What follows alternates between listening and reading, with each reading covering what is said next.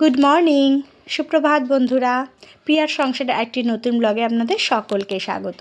সকালবেলায় ঘুম থেকে উঠেই আগে ফার্স্ট কাজ আমার গাছে জল দেওয়া।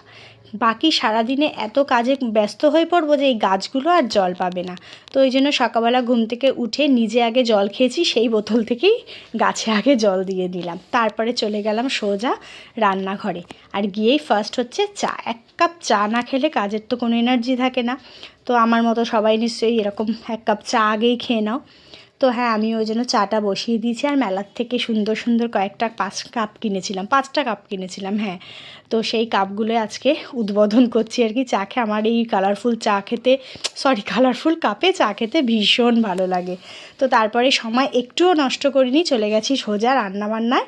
তো আজকে শিম দিয়ে, কুমড়ো দিয়ে, আলু দিয়ে আর সামান্য একটুখানি 5 ফোড়ন সম্বরা দিয়েছি, দিয়ে মোরলা মাছ দিয়ে একটা তরকারি মতো করে নেব। আর এইরকম শীতকালে ধনেপাতা দিয়ে এরকম একটা হালকা ফুলকা মাছের তরকারি খেতে কার কার পছন্দ বলো? আমার তো ভীষণ ভালো লাগে। কিন্তু শুধু তো এই করলেই হবে না, সঙ্গে আরও একটা কিছু করতে হবে। তো তার জন্য কাতলা মাছ ছিল, সেই কাতলা মাছটা একটু ঝোল করে নিয়েছি। ব্যাস এইটুকুনি দুপুরবেলা রান্নাবান্না করে একটা ভাত ঘুম দিয়ে নিয়েছি, ভাত ঠাত খেয়ে। তারপরে এই যে সন্ধ্যেবেলায় মেয়েকে বসে পড়েছি নিয়ে পড়তে, কেননা আবার তো পরীক্ষা চলেই এসেছে ডিসেম্বরের 1 তারিখ থেকে। কিন্তু যেহেতু আর বেশি দিন বাকি নেই, সেই জন্য এখন টানা পড়াতে হবে। আর সন্ধ্যেবেলায় নিজের যেহেতু পড়ানো থাকে, তো সেই জন্য আমি একদম সময় দিতে পারি না, যেন শনি রোববার কোনো ফাঁকি না, সন্ধ্যাবেলা থেকে টানা বসে পড়ি।